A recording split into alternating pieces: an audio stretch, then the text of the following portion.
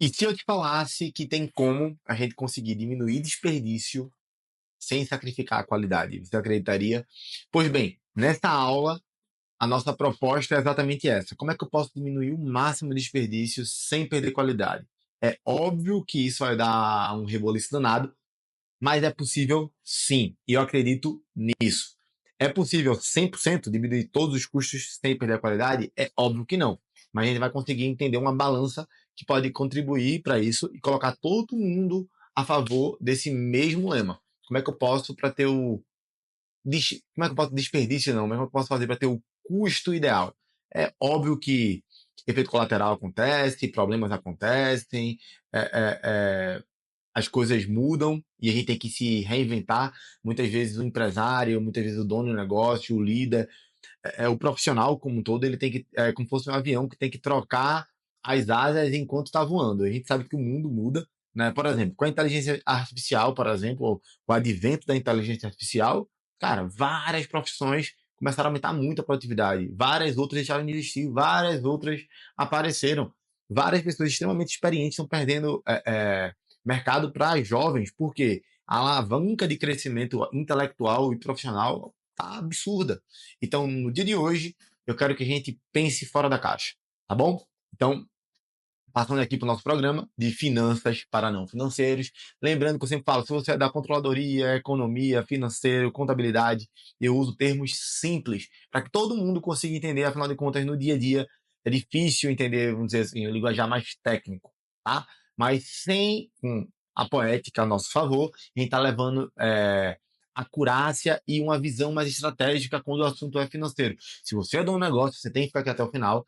A gente já está na quinta aula, se não me engano, ou sexta. Se você é auxiliar, assistente, analista, né, você também tem que estar aqui. Por quê? Porque você, quanto mais você tem conhecimento, mais fácil você adquirir novas habilidades e com a atitude correta, ou seja, chá, conhecimento, habilidade e atitude, você vai conseguir crescer na sua carreira, ok? Então, como reduzir desperdícios de custos sem sacrificar a qualidade? Esse é o tema de hoje, né?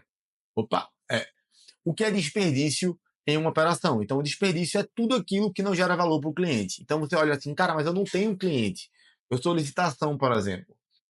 Você tem cliente, sim, você tem cliente interno, que no caso são seus colaboradores, você tem os clientes externos, depois que você fecha a licitação, tem a prefeitura, tem o órgão, tem Y, X, Z, sei lá, que você precisa também prestar satisfação a ele, então você tem que entender o seguinte, gerar valor significa, ó, que é interessante, gerar valor não é dar tudo, gerar valor é resolver uma dor que eu me predispunha a resolver. Então, muitas vezes a gente faz um bocado de coisa, eu já escutei muito isso, tá?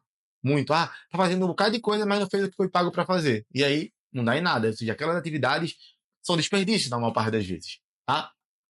Excesso de estoque, retrabalho, movimentação desnecessária. Afinal de contas, quando eu estou me mexendo muito com a rota errada, ou estou trabalhando demais, mexendo muito, mas não é o objetivo, o fim da minha função, estou gastando tempo, né, de homem-hora, vamos dizer assim, né? Então, superprodução, ou seja, produzir demais, eu ter estoque demais, erros, e etc. Tudo isso é desperdício.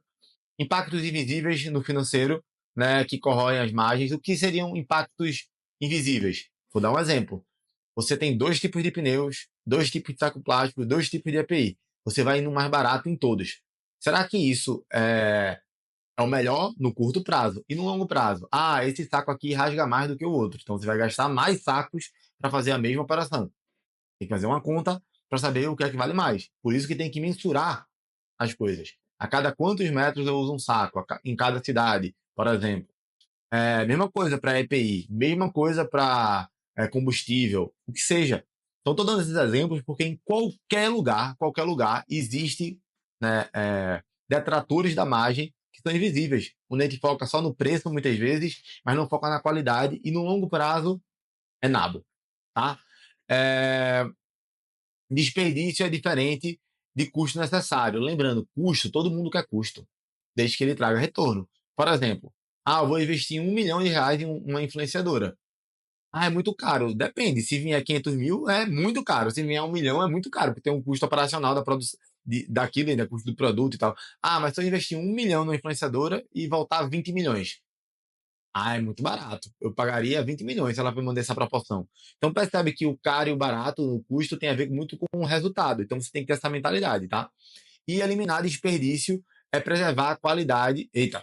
Eliminar desperdício é preservar a qualidade e aumentar a eficiência. O que é que acontece? Uma parte invisível do desperdício que você não pode pensar é que é o seguinte: toda vez que você está gastando dinheiro em algo que não gera retorno, você deixa de ter dinheiro muitas vezes para investir em algo que dá mais retorno.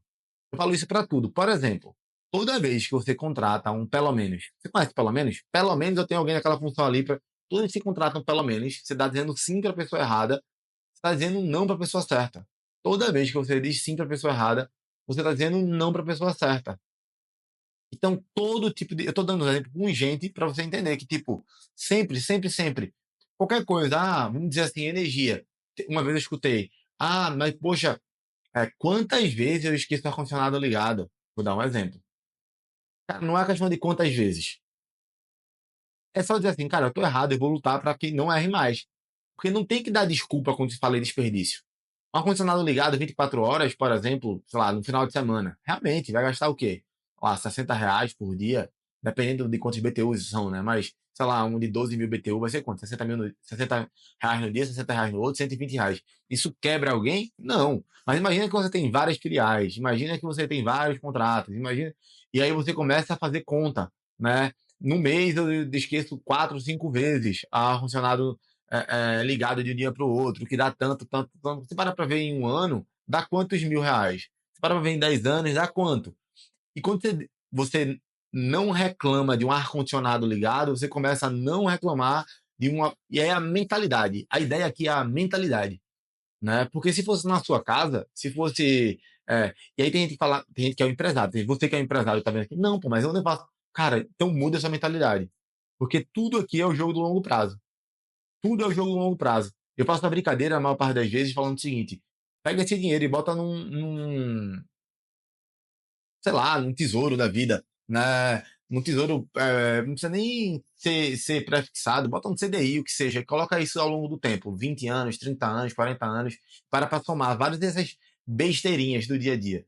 Quanto é que dá de dinheiro em 10 anos, 15, 20? Então, assim, a gente não é uma mentalidade. É fácil isso? Não, não é fácil. Mas é necessário para ter alta performance. E você, funcionário, que tem essa mentalidade, o que que acontece? Você é bem visto, é bem quisto, isso aumenta seu valor sexual de mercado, né? O VSM, que a gente chama. Cara, esse cara é compromissado, ele faz, essa mulher ela é diferente, ela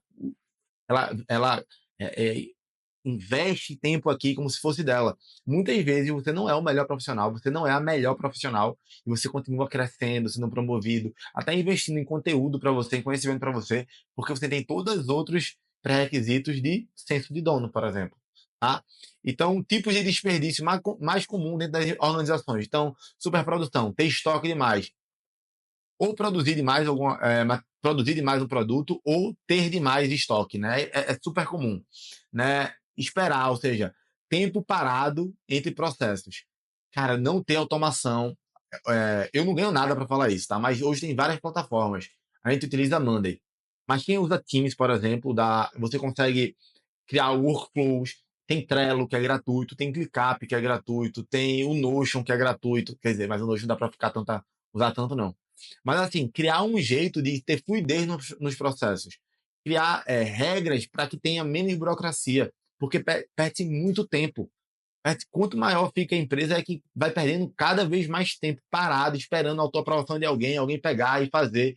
E isso é homem-hora, é gasto de dinheiro, tá?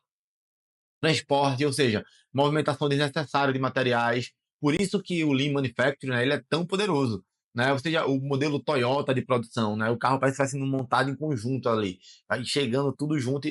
Aquilo é o quê? Just time, é just time, just time. Isso gera menos custo, né? De vários tipos de custo, né? Homem-hora, né? De produção e tudo mais. Processamento desnecessário, né? E etapas que não agregam valor. Então, eu já vi caso que uma pessoa tem que aprovar, outra pessoa tem que aprovar, tem que mandar para não sei quem para assinar, tem que digitalizar, mandar para outra pessoa e o negócio seguir. Tudo isso, energia, tempo, gasto de dinheiro, desperdício, né? Estoque, que eu falei, né? Superprodução, estoque também. Movimentação, né? Esforço físico, né? Sem produtividade. E defeito, ou seja, retrabalho, perdas por erro. Né? Muitas vezes acontece por falta de processo. Eu digo para você, assim, acontece, eu já vi isso acontecendo de 2013 para cá, Mas geralmente, a maior parte dos erros nas organizações não é o colaborador querendo prejudicar a empresa, destruir a empresa. Não é assim que acontece. Geralmente, o erro é por falta de conhecimento, falta de habilidade, né? Não é, tô fazendo isso aqui para prejudicar a organização. É muito raro, acontece? Acontece. Sempre tem seres humanos ruins, né? Acontece. Mas assim, não assim, o natural acontecer. Não é o natural. Tem descaso, muitas vezes a pessoa não tem instrução, então acha que, nada, né? Tá fazendo por mal, vamos dizer, tá fazendo errado, mas a mentalidade é, nada, isso aí é uma coisa a mais, uma coisa a menos para a empresa, a firma é forte e tal. Não tem aquela sensação, não tem aquela ideia, estou fazendo isso aqui para prejudicar a empresa de fato. Isso aqui vai realmente ser detrator da empresa. Não acontece dessa maneira, geralmente. Embora, né, a firma é forte e tal, é um jeito de pensar assim também, né? A controvérsia nisso que eu acabei de falar agora, mas enfim, não é a principal motivação. Vou te chamar assim. Não é a principal motivação da pessoa fazer, vou fazer para. É muito mais já, time é forte, né? E não tipo, vou fazer para prejudicar. Embora dá no mesmo, né? Como identificar desperdícios na prática? Diga, na prática, como é que funciona isso? Tá, a primeira coisa que a gente faz é um mapeamento do processo. Então, eu vou criar um fluxograma simples. Como é que eu pego um fluxograma simples? Eu pego papel e caneta e vou escrevendo primeiro passo, segundo passo, terceiro passo. E eu vou escrever como se fosse explicar para uma criança. Esse é assim, batata. É a primeira coisa que tem que fazer. Depois eu vou fazer uma entrevista com o time operacional. Quem executa aquele processo? Vou fazer uma entrevista com essa pessoa. Ó, vocês três aqui, descrevem aí, sem falar um com o outro, como é que vocês executam tal atividade. Primeiro passo, segundo passo. Você vai ver já muita coisa diferente ali. Depois você faz uma análise dos dados, né, dos indicadores operacionais. Quais são os indicadores que tem aqui? Como é que a gente mensura isso que é executado? A maior parte das organizações e dos setores não tem indicadores operacionais. Quarto passo, uma observação direta, né, no local, ou seja, fazer Gemba, o que chama na Toyota ali, né, de Gemba. Vai gastar barriga no balcão, gastar sola de sapato. Você vai lá e vê na prática como é que as coisas acontecem. Depois, você fazer o quê? Uma comparação entre áreas. Né? Ou seja, você vai dar uma comparação entre áreas para ver o que é alta performance, o que é baixa performance, quais são as boas práticas e as práticas ruins. Tá? Depois você vai passar para a redução de custos com inteligência. Como é que eu faço isso? Então você vai evitar cortes cegos, né, que prejudicam a operação. O que é corte cego? Tem que cortar, pega aqui e tira. Primeiro tem que fazer a etapa que eu falei, tem que mapear, tem que entrevistar, fazer análise, rodar a Gemba, né, e depois fazer comparação entre áreas e comparação entre pessoas. Depois você evita corte cego, não faz sentido nenhum, né, classifica custo, né, em fixo, variável e desperdício. Pega tudo que é feito lá, como é feito, vai classificando, vai dando nota. Eu gosto muito de colocar, né, tipo 0, 1, 2, 3, onde 0 é desperdício, 2, 1 é, entendeu? Você pode criar 1, 2, 3, 0, 1, 2, assim, ou só botar F, V e D e vai classificando, né? Busque sempre, sempre eficiência, né? Sem perder qualidade percebida. O que é qualidade percebida? Agora entra um ponto que é primordial. Eu coloquei isso porque não é aplicável em todos os negócios, mas é um conceito muito interessante. Às vezes, o seu cliente ele não percebe quando você sai, por exemplo, de uma lata para um pound, né? Mas isso acontece muito mais para produto. Às vezes ele até prefere o pound, porque o pound ele fica em outro lugar, né? A lata é difícil de colocar numa bolsa, né? Ou algo do tipo. Então, você pode diminuir o custo sem perder a qualidade e sem ter uma qualidade percebida. Porque meio que é benchmark, né? O mercado faz daquele jeito. Mas a maior parte das vezes é muito difícil fazer isso, né?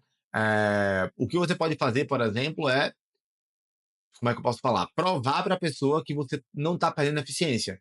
Então, olha, eu falei para você que ia fazer essa região aqui com 10 pessoas, nessa região tem tanto de lixo. Eu vou tirar uma pessoa, a gente fez uma rota diferente, né? E a gente vai conseguir tirar a mesma quantidade de lixo. Então, eu não vou estar te prejudicando, tá? Aqui, eu mudei isso, isso e isso. Essa vassoura faz assim, assim, assado, esse saco. Então, você criou um modelo, né, para provar para outra pessoa que você vai diminuir o seu custo, né, e vai entregar para ela o mesmo valor percebido. É fácil fazer isso? Não, não é. Não é fácil. Mas eu tenho que falar, né? Porque é utilizado muito, né? Empresa de varejo usa mais, né? Empresa de serviço é um pouco complicado, porque as pessoas muitas vezes compram aquelas horas e querem aquelas horas. A não ser que você venda o sonho ou o resultado, né? Por exemplo, pessoa que quer emagrecer, né, sei lá, X quilos em tanto tempo. Ela não quer exatamente isso. Se ela puder emagrecer em menos tempo ou emagrecer a mesma coisa no mesmo tempo fazendo menos, para ela tá tudo bem, porque ela quer aquele resultado. Mas você entendeu o conceito, né?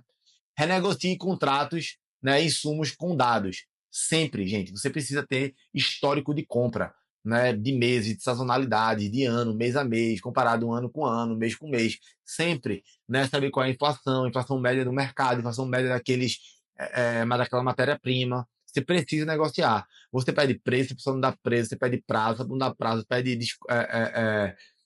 bonificação, se não der bonificação, pede brinde, que brinde você consegue usar no endomarketing, alguma coisa do tipo. Você vai pedir tudo, vai pedir tudo, entendeu? Então, use sempre metas para melhoria contínua. É fundamental para você conseguir ter resultados melhores no longo prazo. A ferramenta prática do gestor. Então, na análise de Pareto, né, aquele famoso 80-20, quais são os 20% para gerar 80% do custo, 80% dos problemas, 80% sempre, Pareto sempre, né, fluxo de valor, né, o que é o fluxo de valor? Saber o que é que gera de fato valor para o cliente, né, isso é fundamental. O que é que se eu parar vai dar problema, então ter isso muito claro, né, saber os indicadores de eficiência, o CMV que eu falei, né, o custo de venda da mercadoria vendida, né, o ticket médio, não se aplica a todos os negócios, mas eu tenho que falar porque é importante. Mas o OEE é um indicador que a maior empresa de terceirização de serviço não usa e é, assim, fundamental. Tanto o OEE, que vai ser como se fosse um cálculo de homem-hora, de eficiência de homem-hora, ou um indicador de eficiência operacional da mão de obra. Né? Indicador de eficiência operacional da mão de obra, é isso mesmo. E é MO, o nome desse indicador. Eu não coloquei aí agora, mas eu me lembrei para falar para vocês. Então, esses dois indicadores, várias empresas não usam. O indicador de eficiência na mão de obra, ele está muito atrelado à margem de contribuição, ou seja, quanto gera de margem de contribuição por pessoa ativa. E o OEE está muito ligado ao homem-hora, o custo homem-hora, né? O quanto o homem consegue produzir. A checklist operacional e auditorias regulares é fundamental. Lembrando, a auditoria só funciona se tiver punição. Se a auditoria não tem punição, ela não é nada, ela é bate-papo e o auditor perde credibilidade. E PDCA, né, que é o básico, mas a maior parte das pessoas não fazem, planejar, executar, checar e agir. Exercício prático, né, de vida, né, os participantes em grupos, ou seja, pega as pessoas do teu setor, provavelmente todo mundo está aqui. Isso aqui é até uma coisa boa, tá?